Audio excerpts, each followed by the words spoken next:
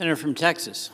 I ask unanimous consent that I be allowed to speak for up to 30 minutes so that my colleagues and I can participate in a live unanimous consent prior to the scheduled roll call vote.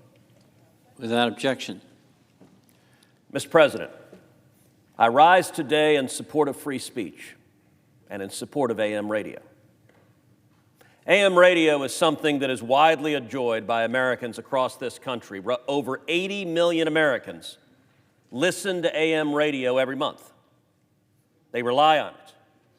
And yet, earlier this year, we saw 8 major automakers announce that they were stripping AM radio from new cars and new trucks, taking away the option of AM radio for consumers.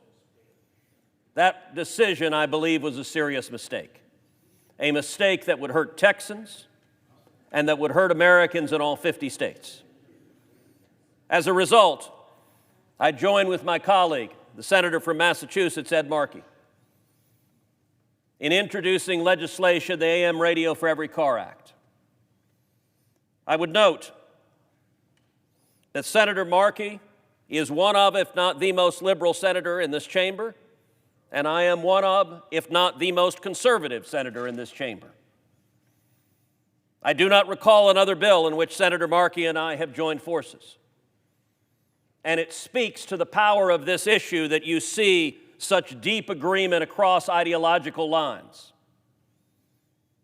When Senator Markey and I introduced that legislation, within days, one of the 8 major car makers, Ford Motor Company, reversed course and announced they would now include AM radios on new cars and trucks. I think they viewed this coalition as a sign of the apocalypse. I would note that this bill has overwhelming bipartisan support. It has 44 co-sponsors, 22 Democrats and 22 Republicans. When we took it up in the Commerce Committee, it passed out of the Commerce Committee with overwhelming bipartisan support. And why is that? Because on the merits, this bill is the right thing to do for the American people. Number one, in times of disaster, AM radio is the single most reliable medium for communicating about a natural disaster. I remember when Hurricane Harvey hit my home city of Houston and the entire Texas Gulf Coast. The enormous challenges, people relied on AM radio when other forms of communications go down.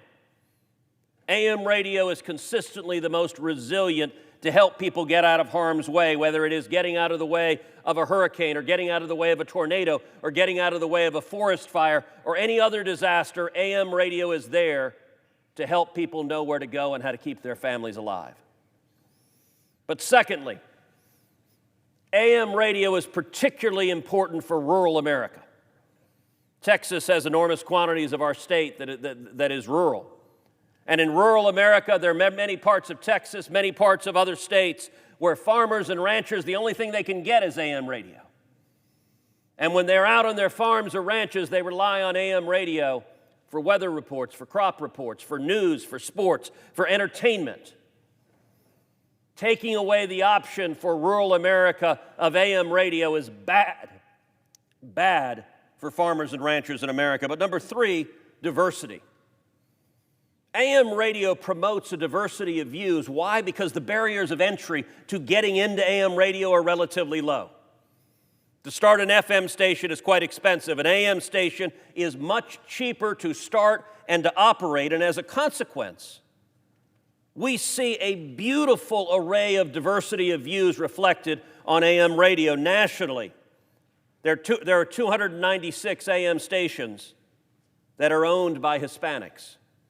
Nationally, there are 138 AM stations that are owned by African Americans. Nationally, there are 104 AM stations that are owned by Asian Americans. Nationally, there are 14 AM stations that are owned by American Indians or Alaskan Natives. Nationally, there are 4 AM radio stations owned by Native Hawaiians and Pacific Islanders. And nationally, there are 385 AM radio stations that are owned by women.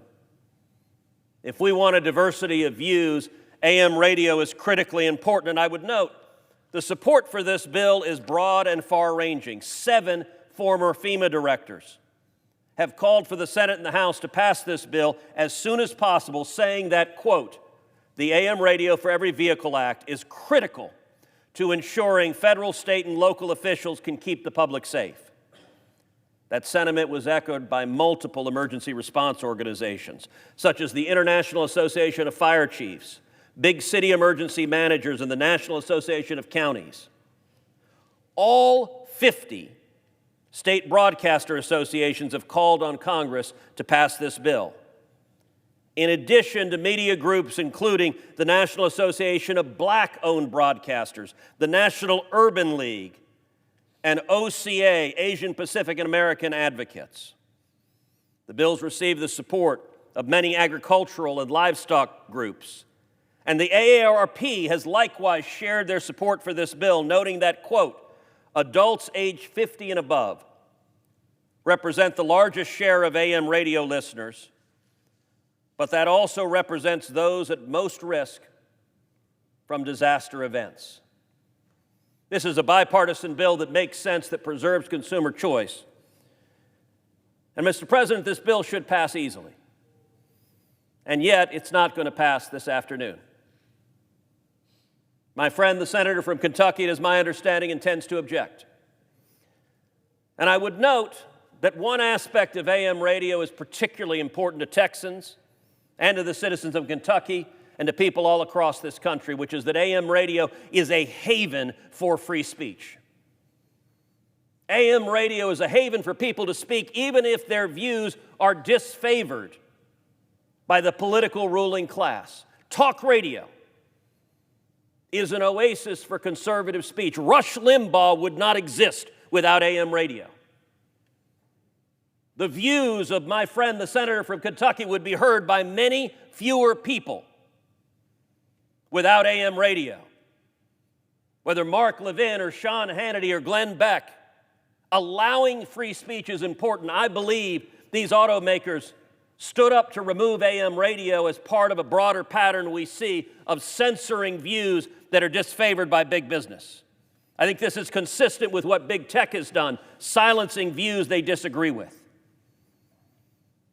And so this bill is all about preserving consumer choice, letting consumers decide. If you don't want to listen to AM radio, turn it off. But you know what? If the automakers all come together and say, you can't turn it on because we're not going to put it in your car, we're not going to put it in your truck, you don't have the right to choose what you will listen to. I think that's profoundly harmful for our country, profoundly harmful for free speech. And so I hope this body can actually act in support of Americans in harm's way in a disaster, in support of farmers and ranchers who rely on AM radio, in support of a diversity of views speaking online, and in support of free speech. For whatever your views, whether they're right-wing, left-wing, or no wings at all, AM radio lets people speak and make the case in John Stuart Mill's marketplace of ideas. Accordingly, Mr. President, as if in, actually, before I do this, I would like to yield to my colleague from Massachusetts. Oh, okay. Accordingly, Mr. President, as if in legislative session, I ask unanimous consent that the Senate proceed to the immediate consideration of calendar number 208 S1669. Further, that the committee reported substitute amendment be agreed to. The bill as amended be considered read a third time and passed, and that the motions to reconsider be considered made and laid upon the table.